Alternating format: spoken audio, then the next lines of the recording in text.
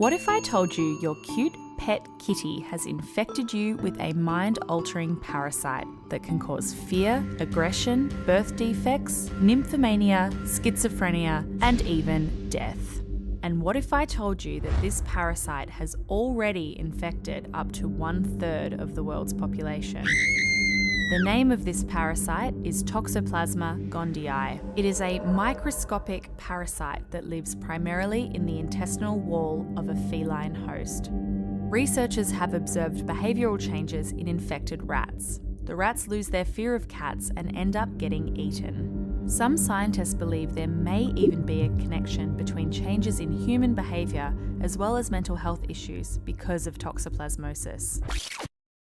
Alright, okay, let's calm it down a little bit. Is Toxoplasma Gondii really as dangerous as it seems? Let's have a look into how the life cycle works.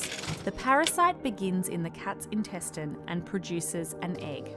This egg then leaves the cat via its feces, where it hatches and lays in wait.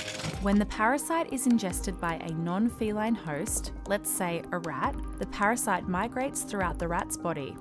The invading parasites make themselves at home by forming cysts in the epithelial tissue of their host.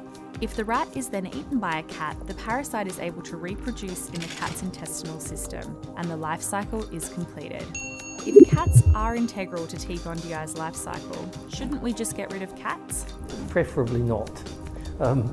What you have to realise is that when cats become infected, they're infected as kittens.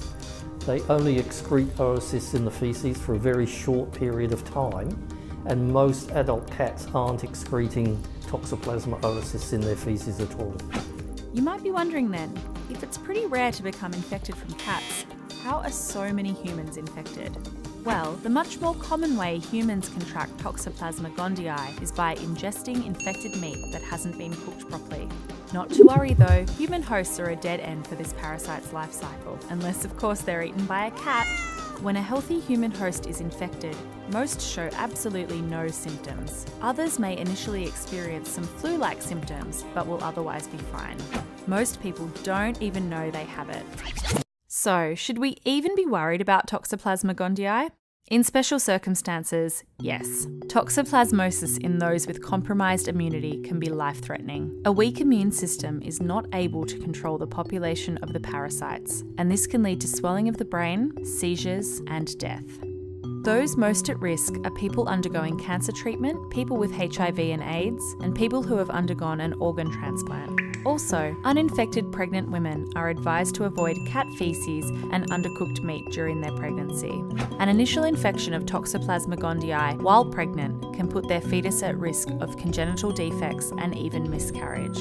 It is worth noting a woman already infected with T. Gondii is not at risk. Their immune system will destroy any rogue parasites. So what about all this mind control stuff? If the rats are acting strange, surely this has to be affecting humans too. As humans, we're hardwired to find patterns in the world around us. But when it comes to science, we have to be more cautious. There may very well be a correlation between crashing your car and being infected with Toxoplasma Gondii, or having schizophrenia and being infected with Toxoplasma Gondii. But that doesn't mean Toxoplasma Gondii was the cause. Remember, correlation does not imply causation. That is why there is so much debate over the effects of Toxoplasma Gondii on human behaviour. In this case, it is extremely hard and unethical to test these theories properly. You can't just go around infecting people with parasites in the name of science. So the answer is, we don't know, and we might never know, but we certainly can't draw a conclusion from a correlation. The good news is, it's pretty unlikely that your cat is going to make you sick. So you can go right ahead and give Mittens a great big hug.